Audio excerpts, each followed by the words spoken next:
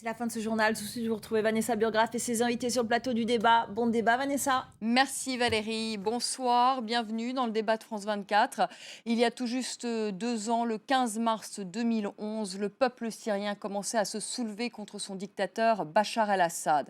2 ans après, le tyran est toujours au pouvoir. Au moins 70 000 personnes ont été tuées. 1 million de personnes ont pris le chemin de l'exil et le conflit tourne aujourd'hui à la guerre civile. Antoine Mariotti est revenu pour nous sur ces 2 années sanglantes. Il est allé à la rencontre des acteurs et des témoins de ce conflit. 2 ans après, pourquoi Bachar el-Assad tient-il toujours? Le pays, même sans son dictateur, court-il fatalement à la guerre civile? Est-il déjà trop tard? Eh bien, on en parlera après ce document avec nos invités. Je vous les présente. Bonsoir Makous, bonsoir. Vous êtes ambassadeur de la coalition nationale syrienne en France. Avec nous, Samir Haïta, bonsoir. Membre du Forum démocratique et directeur de l'édition en langue arabe du Monde diplomatique. Et puis avec nous sur ce plateau, Antoine Mariotti. Avant de commencer ce débat, on va immédiatement regarder votre document, Antoine, Syrie aux origines de l'horreur. Son sourire, des études en Europe, une femme charmante. Bachar el-Assad avait tout pour plaire. En Syrie, mais surtout en Occident. En 2000, après 30 ans de dictature sous Hafez el-Assad, le temps de l'ouverture et des réformes semblait enfin venu à Damas. Un espoir rapidement envolé. Depuis désormais 2 ans, le régime de Bachar el-Assad s'est même révélé encore plus sanglant que celui de son père.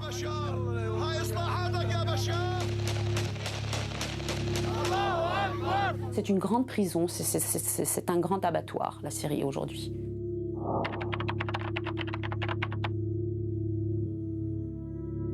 Nous avons rencontré ceux qui ont côtoyé Bachar el-Assad de près, ses alliés et ceux qui veulent sa chute, pour comprendre pourquoi, 2 ans après le printemps arabe, la Syrie est toujours à feu et à sang.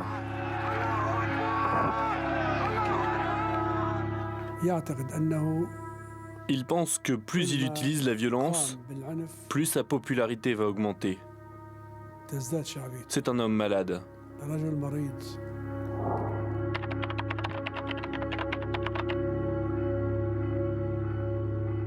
Nous avons l'impression d'une machine qui devient folle. Elle est folle de criminalité, elle est folle de cruauté aveugle.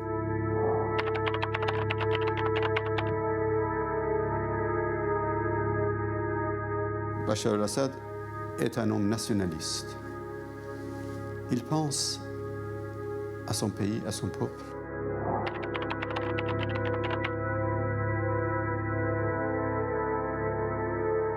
Chacun, y compris les Russes d'ailleurs, le savent, il n'y aura pas de solution sans départ d'Assad.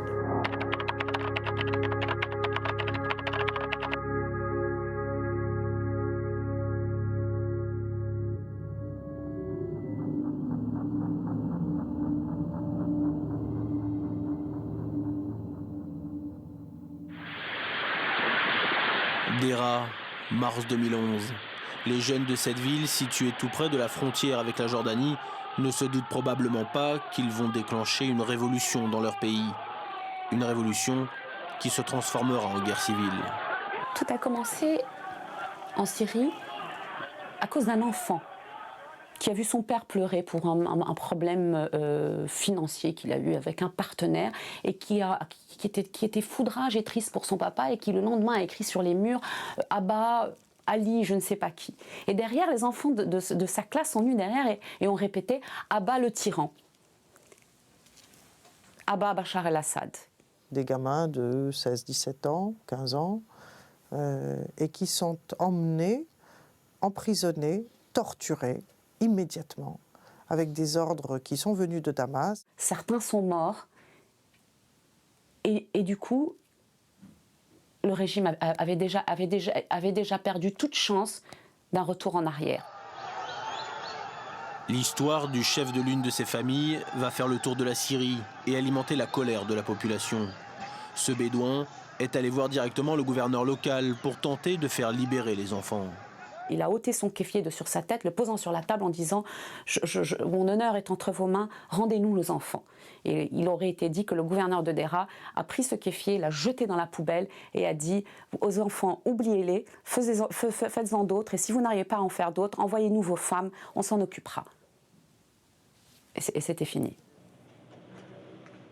À la tête de la sécurité d'État à Deraa, Atef Najib, cousin germain de Bachar el-Assad. Mais malgré cette répression immédiate à la mode syrienne, les manifestants, inspirés par les images du printemps arabe, continuent de crier leur colère dans la rue. Najib fait alors appel à son autre cousin, Maher, le frère du président. Maher, bras armé du régime, dirige la très redoutée 4e division et la garde républicaine. Il envoie les chars dans la ville. 2 semaines plus tard, les hélicoptères du régime entrent à leur tour en action. Ça a explosé dans les provinces, les unes après les autres. C'est un cycle d'embrasement qui a commencé.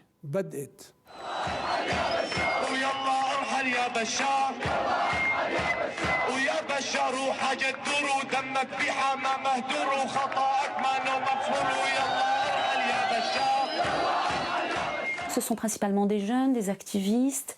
Ce sont des manifestations éclairs qui ont lieu 10-15 minutes et les gens doivent se replier rapidement. Car dès le premier jour, le régime se montre impitoyable et tire sur ses manifestants pacifiques.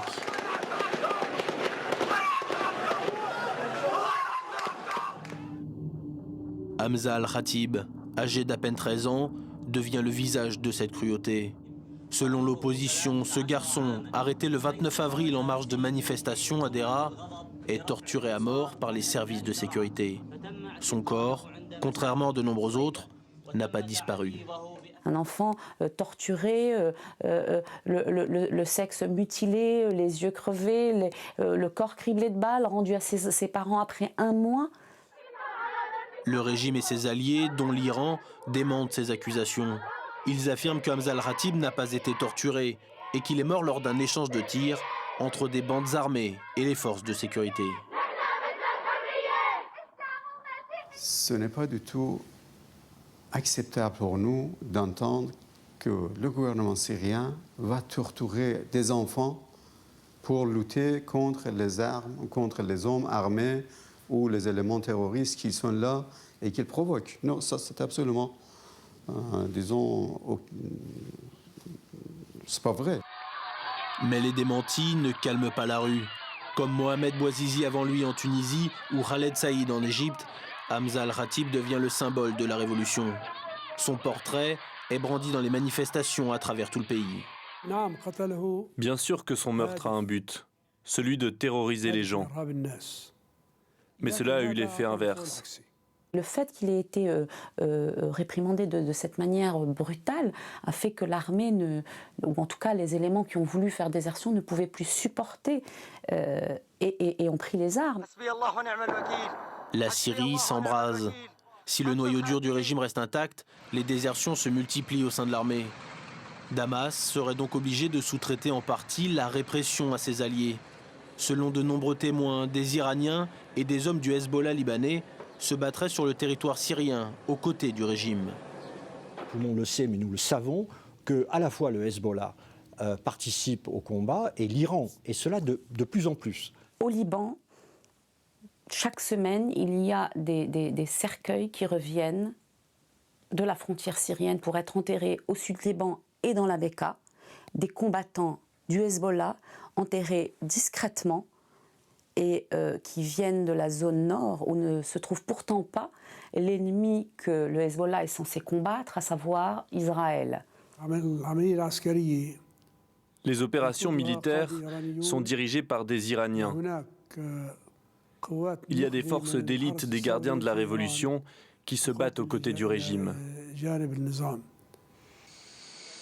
L'Iran, lui, conteste formellement cette présence militaire. Mais Téhéran reconnaît pourtant à demi-mot s'impliquer auprès de son allié sur le terrain.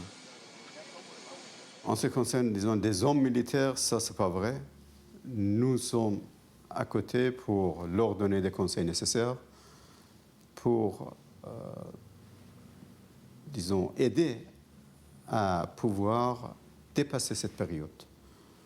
Surtout dans le domaine économique et commercial. Nous avons une relation stratégique et bien étroite avec la Syrie. C'est une relation bien historique et bien sympathique.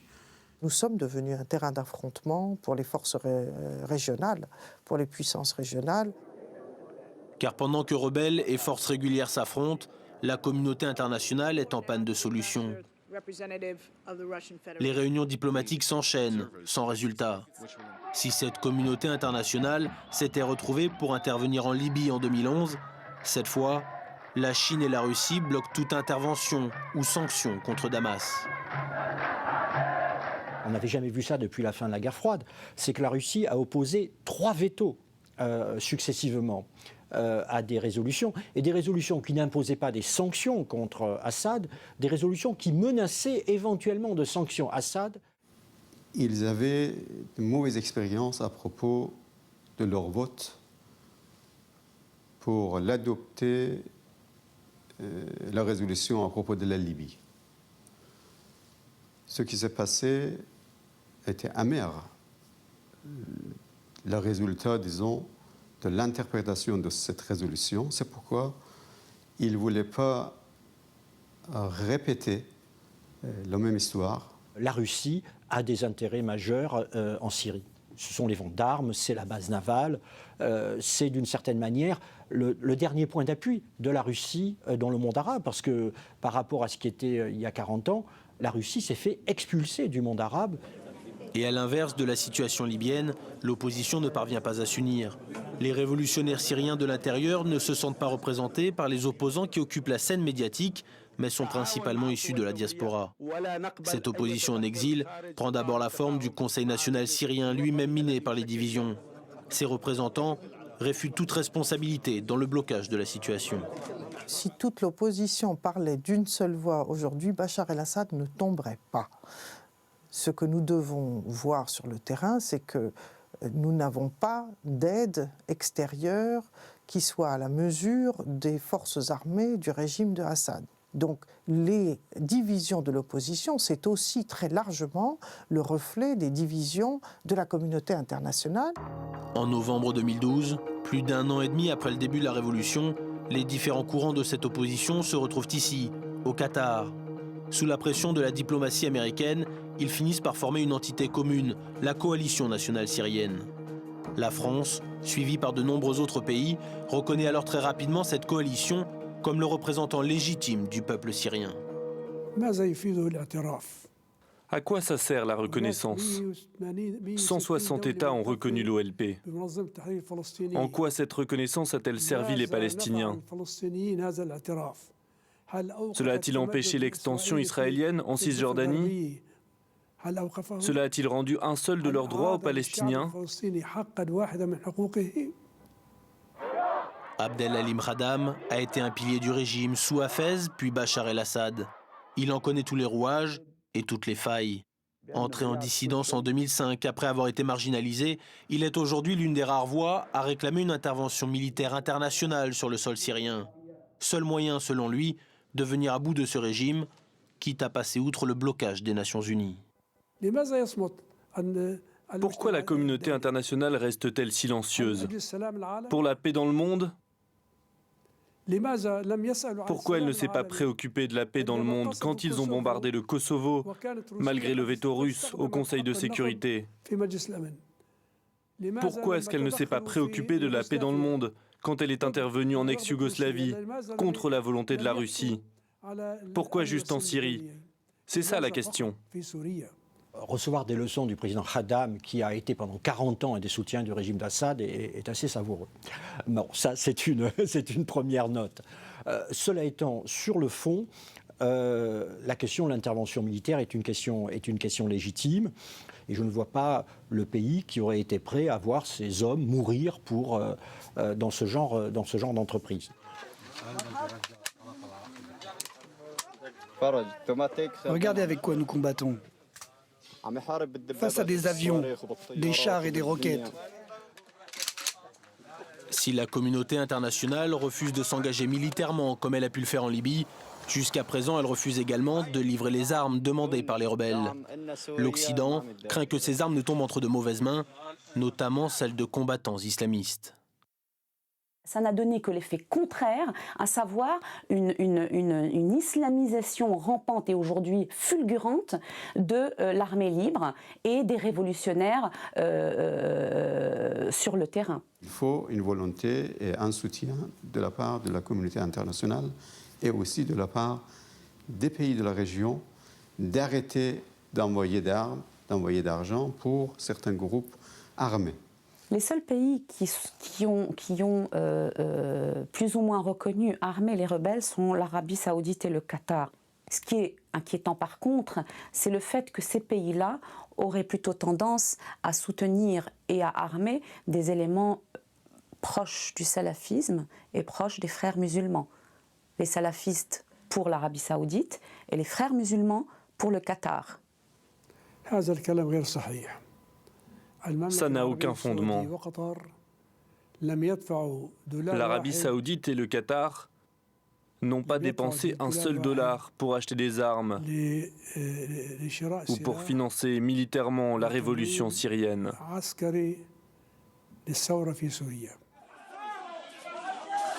Les Occidentaux savent aussi que les insurgés ne sont pas toujours les révolutionnaires pacifiques de la première heure. Plusieurs organisations de défense des droits de l'homme accusent des groupes rebelles de se livrer à des exactions, notamment, comme sur ces images, des exécutions sommaires.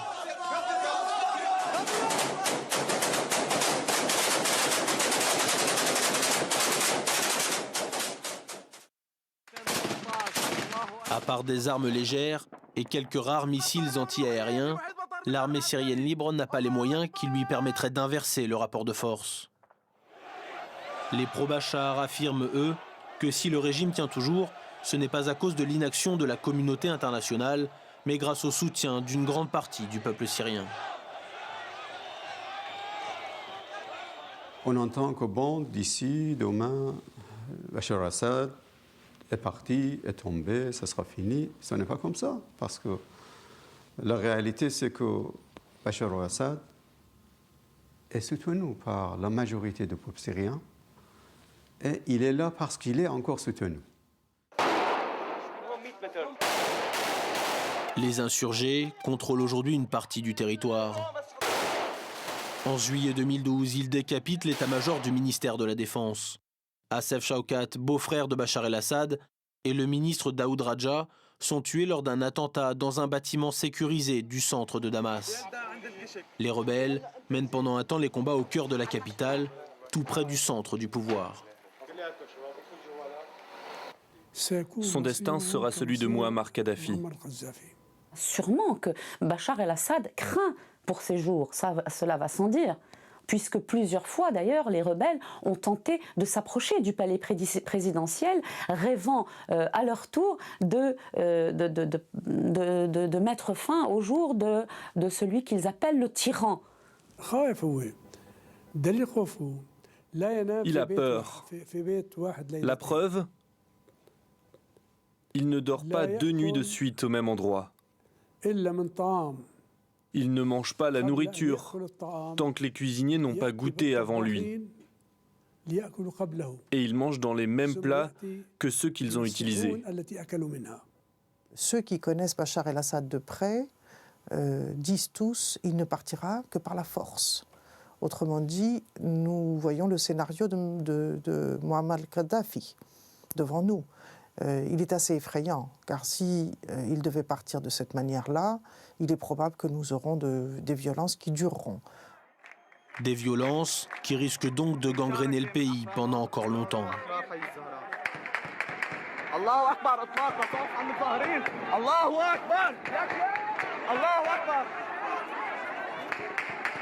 Après Deraa, Homs ou Hama, la ville d'Alep est devenue depuis l'été 2012 le front principal du conflit. Les manifestations ont mis de longs mois à faire leur apparition dans cette ville, capitale économique du pays.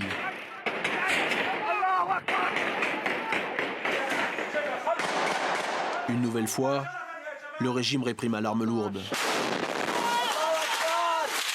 Toutes ces vidéos amateurs qui nous parviennent de Syrie sont difficilement authentifiables, mais elles témoignent de scènes parfois surréalistes, à l'image de ce présumé soldat qui allume un bidon visiblement rempli d'explosifs avec une cigarette avant de le jeter au-dessus d'un village. Ses adversaires jugent la chute du régime inévitable, mais il tient toujours. Il y a plus d'un an, la rébellion et les Occidentaux promettaient déjà une fin très proche. Je pense que les problèmes commenceront quand tombera le régime de Bachar el-Assad en Syrie. Parce que la communauté internationale a trop attendu. La chute de Bachar el-Assad ne signifiera pas le salut de la Syrie. Ces 2 ans de combat ont mis le pays à terre. Les villes sont en grande partie détruites, les morts se comptent par dizaines de milliers, l'économie est au point mort et l'opposition politique reste très divisée. Pire, les tensions interconfessionnelles risquent d'alimenter encore un peu plus un cycle de violence sans fin. De nombreux spécialistes craignent que la minorité alaouite, au pouvoir depuis 40 ans, soit prise pour cible par la majorité sunnite. La minorité chrétienne, elle aussi, craint pour son sort, et le régime n'a toujours pas dit son dernier mot. La communauté internationale n'a pas entendu ce message assez clairement. Il y a bien eu des déclarations de responsables du régime qui ont dit « nous brûlerons tout avant de quitter la Syrie, avant de quitter le pouvoir ». Demain, la communauté internationale va entrer dans une Syrie, ou trouver une Syrie en ruine, à genoux, avec une société absolument exsangue, et où la haine intercommunautaire, les envies de vengeance vont être à leur apogée.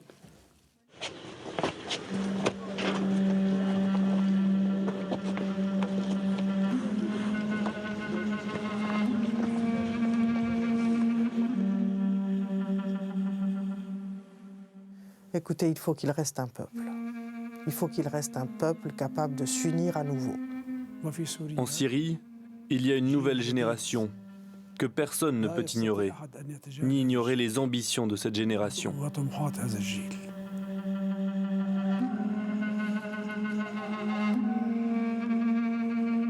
Une nouvelle génération qui, si elle parvient à renverser le régime, ne devra pas seulement reconstruire un système politique, mais un pays tout entier.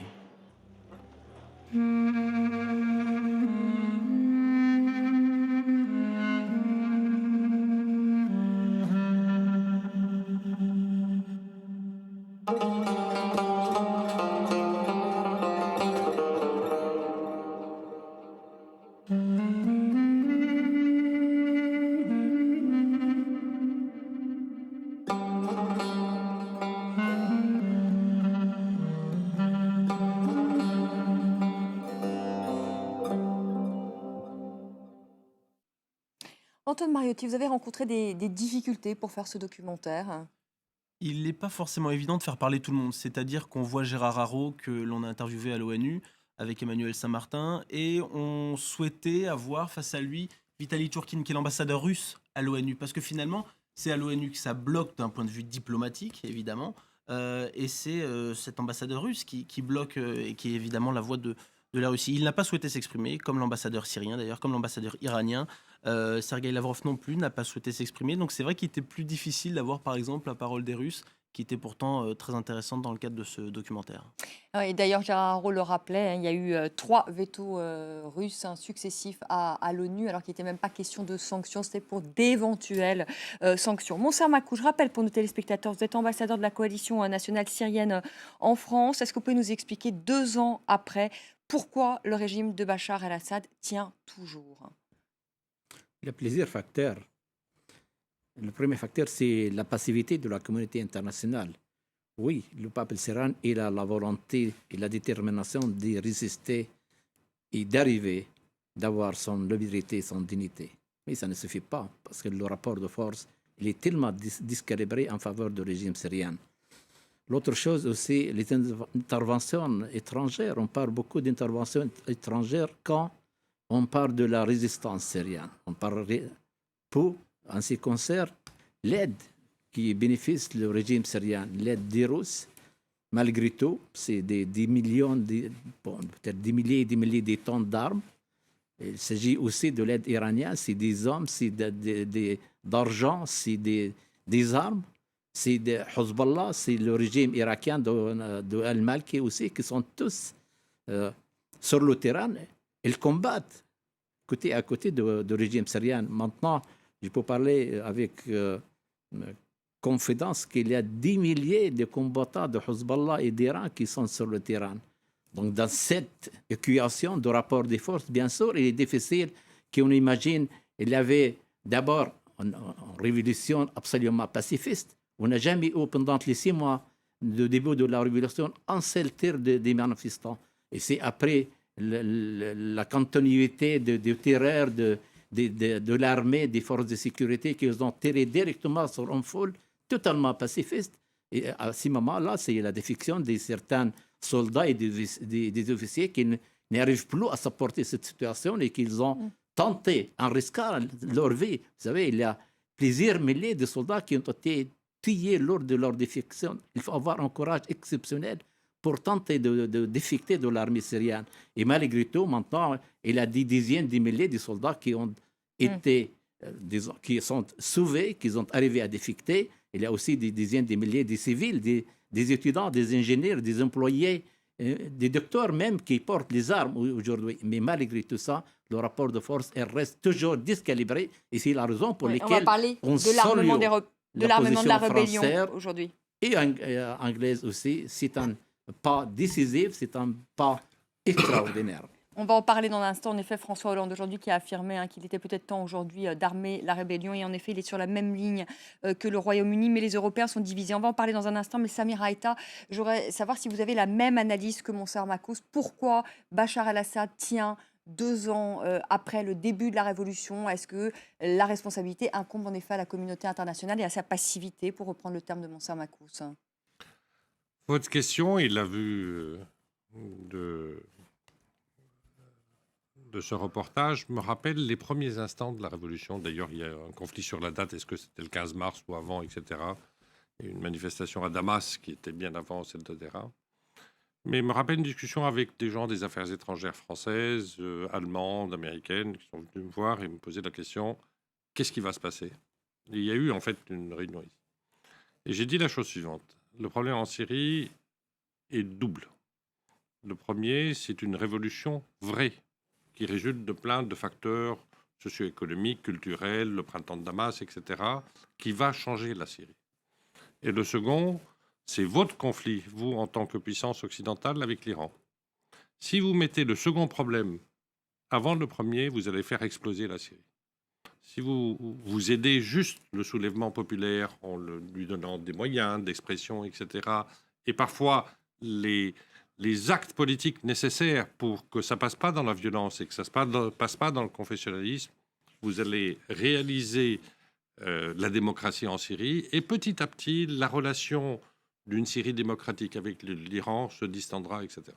Malheureusement, la France en particulier, parce que la France, le Qatar et la Turquie ont été les puissances qui ont monté le Conseil national au départ, a joué le problème du conflit avec l'Iran en premier. Je dirais, regardez le reportage. Il montre qui? Il montre Khaddam, qui est un has-been du régime ancien, qui est un allié de Hariri, qui a une dent justement sur le... Non, c'est pas...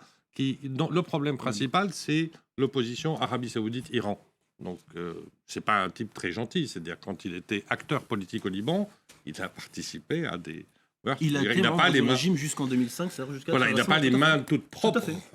Aujourd'hui, dans l'opposition, on parle de mains non remplies de sang. Lui, il a quelques mains, au moins au point de vue des ordres qu'il a donnés, qui ont un peu de sang. Mais on ne comprend pas très bien ça. Ce que vous voulez nous dire, c'est que c'est la communauté internationale, finalement, qui est aujourd'hui aussi responsable de ce qui se passe dans son rapport de force entre, d'un côté, les Occidentaux et les Iraniens, et qu'on en est là à cause de ça aujourd'hui, hein. Les gens en Syrie se posent la question, est-ce que c'est une révolution ou c'est un complot? Moi, je dis toujours, c'est les deux. C'est-à-dire, c'est une vraie révolution. Bachar el-Assad s'est comporté comme un dictateur. Il a poussé à la violence, il a poussé au sectarisme, il a poussé à rendre le conflit régional et compliqué. Et les puissances, notamment les trois dont je parle, sont rentrées dans le jeu et ils ont poussé à ça. Donc, on est arrivé à l'horreur.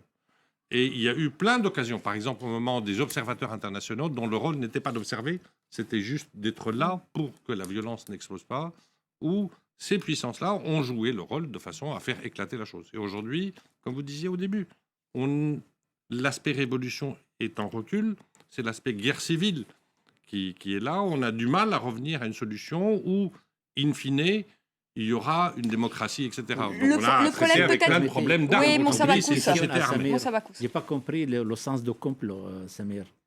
Tu peux un peu expliquer? Tu as dit qu'il y a une révolution, il y a un complot à la fois dedans. Donc, quel est le sens du complot dedans? Du moment qu'un pays est sujet... oubliez la Syrie, prenez l'Égypte aujourd'hui, qui est en situation difficile, ou la Tunisie... un pays comme la France peut aider la Tunisie dans une transition démocratique. L'État tunisien n'avait pas de quoi payer, je dirais, les salaires des fonctionnaires pendant le mois dernier. Et il y a très peu d'aide, il y a très peu de choses qui sont faites dans un pays qui va connaître une transition très difficile. Parce que moi, je ne vous suis plus trop. Qu'est-ce qu'aurait dû faire clairement la France, par exemple, ou les Américains pour qu'on n'en arrive pas là? Qu'est-ce qu'ils auraient dû faire? Vous dites qu'ils ne doivent pas armer la rébellion, donc ça, ok. Mais qu'est-ce qu'ils auraient dû faire?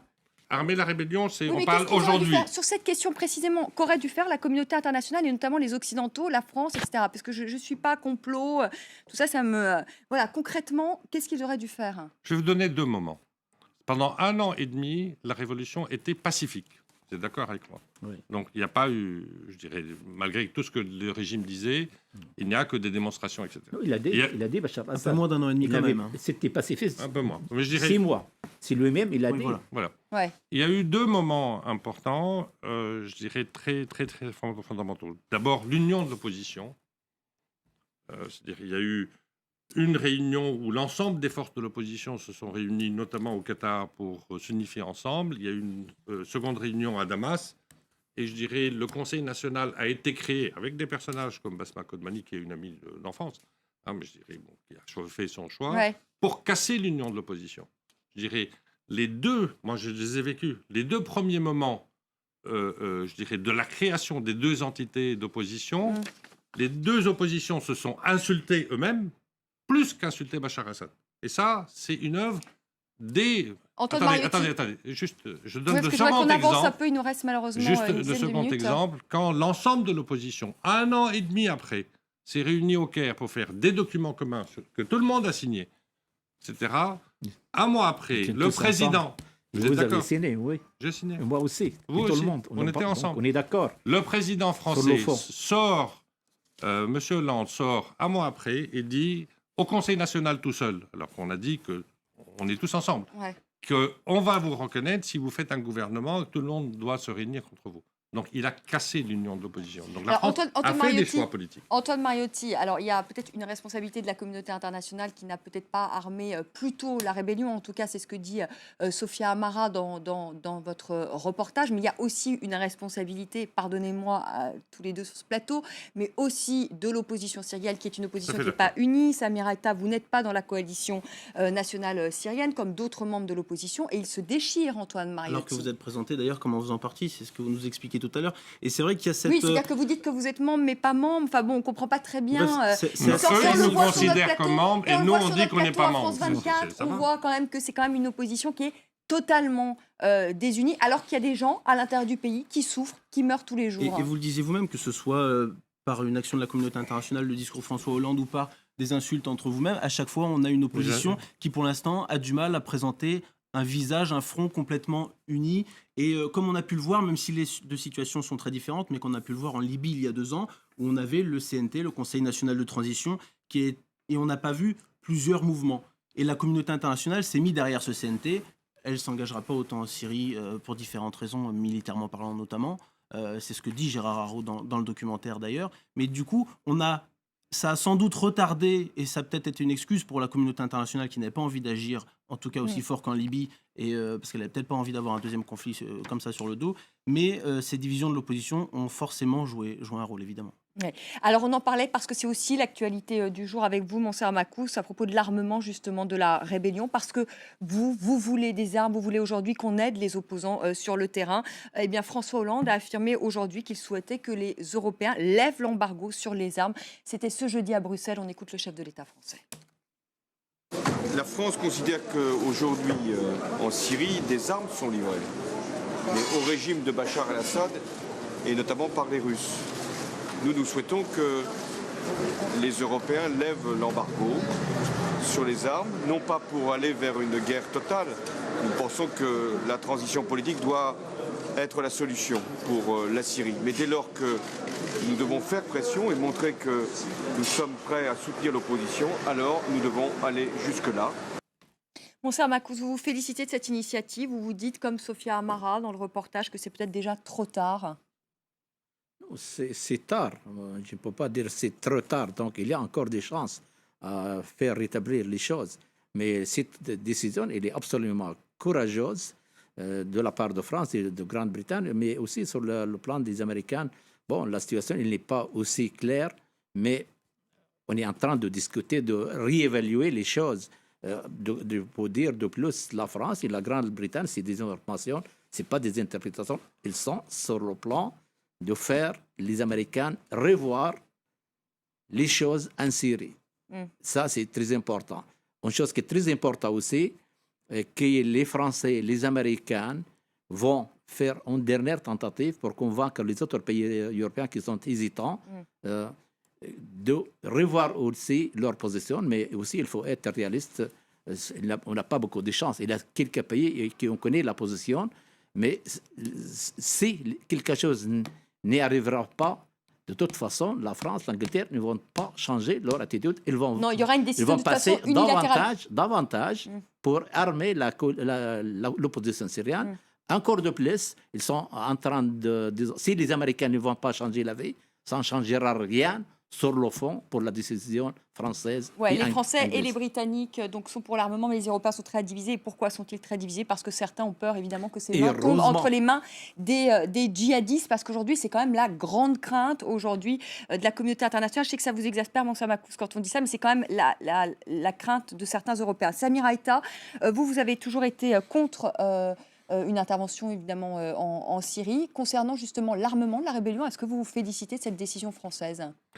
J'étais pas contre, en principe, contre l'intervention. Je disais qu'il y avait personne qui allait intervenir. Donc c'était illusoire d'aller parler d'intervention. C'est pas d'intervention. Sur l'armement, je reviens sur l'armement. Sur le sujet de l'armement. Sur le sujet de l'armement, ce qui m'étonne, c'est la différence entre le discours français, y compris du président de la République, et le discours américain. Hier, Kerry disait « Vous, opposition, vous allez vous asseoir avec Bachar el-Assad ». Moi, je suis très étonné. Et le lendemain, le président français, enfin, et avant Laurent Fabius, etc. Vous vous rappelez, quand je vous ai dit tout à l'heure que M. Hollande est intervenu pour reconnaître le Conseil national, un mois après les accords de toute l'opposition et un mois avant l'effondrement du Conseil national pour former la coalition. Et juste après la déclaration de M. Hollande, la porte-parole du département d'État dit « Tout ce qu'a dit M. Hollande, c'est trop tôt ». Moi, je ne vois pas pourquoi la France prend autant de risques politiques, y compris avec ses propres alliés, comme les États-Unis, oui, mais Samir Aïta, vous ne répondez pas encore à ma question. Pardonnez-moi.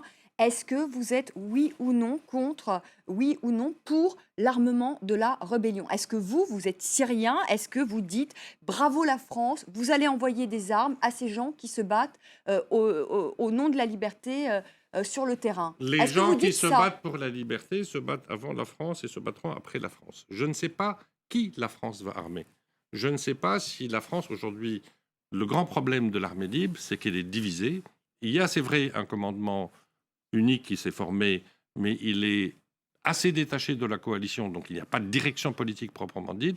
Il y a un certain nombre de factions. Non, mais ce n'est pas la question.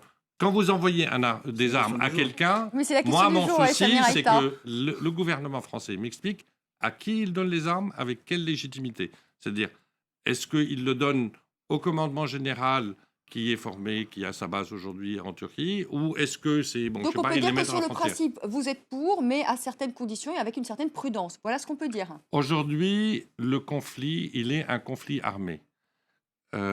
Si tout le monde, c'est-à-dire et la Russie, et la France, et l'Angleterre mettent des armes, c'est un des scénarios sur lesquels, je dirais, en tant qu'expert, on a travaillé dessus, c'est que ces pays-là, c'est-à-dire la Russie d'un côté, l'Iran, et la France et l'Angleterre et le Qatar de l'autre côté, vont alimenter une guerre civile en Syrie pendant 10 ans, Vous n'êtes pas tellement pour.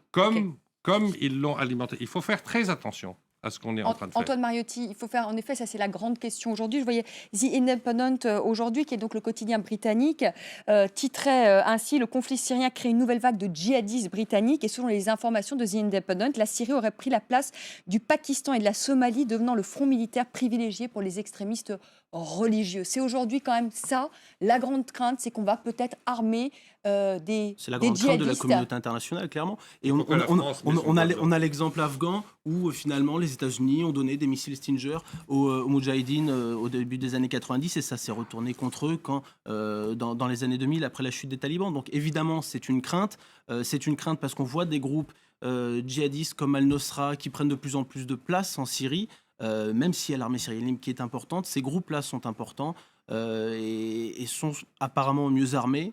Et évidemment, cette question des armes, à un moment donné, est-ce qu'on reconnaît, comme l'a fait une grande partie de la communauté internationale, l'opposition comme le représentant légitime du peuple syrien et qu'on leur donne des armes dans ce cas-là? Si on les reconnaît comme légitimes, pourquoi ne pas leur donner les armes ou pas? Et il y a ce risque-là, parce que même s'il y a un commandement généralisé de l'armée syrienne libre, eh ben, il y a quand même des groupes qui sont très divisés et qui ne répondent pas à un général en chef et qui se battent chacun dans leur coin aussi, un peu partout en Syrie. Monser Makou, Samir Haïta, est-ce que vous êtes d'accord tous les deux pour dire que aujourd'hui, la solution est une solution politique, il faut discuter avec des représentants du régime syrien, du régime en place à Damas, mais qui n'aurait pas de du sang sur les mains, pardonnez-moi. Est-ce que vous êtes d'accord pour dire que c'est ça aujourd'hui la solution et qu'il n'y en a pas d'autre? Moi, je ne crois pas en solution politique, franchement dire. Ah, vous n'y croyez pas? Absolument. Même pas avec des gens qui n'auraient pas de sang sur les mains? Parce que Bachar al-Assad ne va jamais déléguer quelqu'un pour négocier à sa place. Ça ne sera jamais possible. C'est une supposition. Maintenant, on est en train de discuter qu'hier, avant-hier et la 11 semaines, on discute avec les Américains, avec les Anglais. Est-ce que vous pouvez justement nous confirmer l'information comme quoi les Russes, les Américains, les Français discuteraient d'une liste justement de responsables syriens avec lesquels un dialogue serait possible? C'est en cours? C'est en tentative, mais il est tôt de savoir est-ce que ça va marcher ou pas. Samir Haïta, la seule solution est une solution politique sans Bachar al-Assad, mais avec des éléments du régime syrien. Le choix aujourd'hui est entre une guerre civile qui va durer un certain temps, mais plusieurs années, peut-être un peu comme la guerre civile libanaise, puisqu'il y a une division, au lieu que ce soit la liberté qui est demandée, c'est sunnite, chiite, Hezbollah, régime, etc. S'il y a solution, il faut 3 éléments. Un accord des 5 grands des conseils de sécurité, donc un accord russo-américain avec les Chinois, avec les Français dedans. Donc quand on voit déjà que la position de la France et la position des États-Unis, c'est pas la même. Ça paraît compliqué déjà. Ouais. Ça paraît compliqué. Deuxième chose, s'il y a une solution politique, il faut un arrêt des combats sur le terrain. C'est-à-dire il faut un commandement unifié de l'armée libre, il faut un commandement unifié de l'armée régulière avec les milices. Parce que même du côté gouvernemental... Est-ce que ça est réaliste? Est-ce que c'est réaliste, vous dit Monser Makou? Mais voir, et troisième point, il faut un processus politique, c'est-à-dire entre les deux parties. Mais sans Bachar el-Assad, vous dites quand même aujourd'hui, Bachar el-Assad doit quitter la Syrie. Vous dites ça? Aucun président qui a ordonné ses avions, ses chars, de bombarder ses villes, ne peut rester. Bachar va partir. Le problème, c'est que, est-ce que vous focalisez sur Bachar ou vous focalisez sur son cousin, les autres, etc. Sur le système entier, on ne parle pas de Bachar. Non, attendez, parce que le mot système veut dire détruire l'État. Toute hiérarchie militaire et sécuritaire. Vous ne pouvez pas détruire l'armée. Donc c'est une question sérieuse. Ce n'est pas une destruction d'armée, c'est une question d'une vingtaine de personnes. D'une vingtaine de personnes. Là, on est d'accord. Le système est le même. Non, mais un système, c'est 20 personnes. 20 personnes, vous les sortez. Un système, c'est beaucoup plus compliqué. Voilà. Merci à tous les trois d'avoir participé à ce débat. Parce que je note toujours, et c'est à chaque fois quand même la même remarque qu'on se fait à la fin d'un débat sur la Syrie, c'est quand même ces divisions au sein de l'opposition. Mais non, on s'entend bien. De l'opposition syrienne. Et moi, je l'aime bien. Les Moser. Bon, allez, on va se terminer sur cette note. Mais pour garder mon indépendance, pour être avec lui quand il le faut et contre lui quand il le faut. Merci Antoine Mariotti pour votre documentaire. Vous pouvez le revoir sur France 24 ce soir, 21h45, heure de Paris. Merci à vous de nous avoir suivis. À demain. Très belle soirée.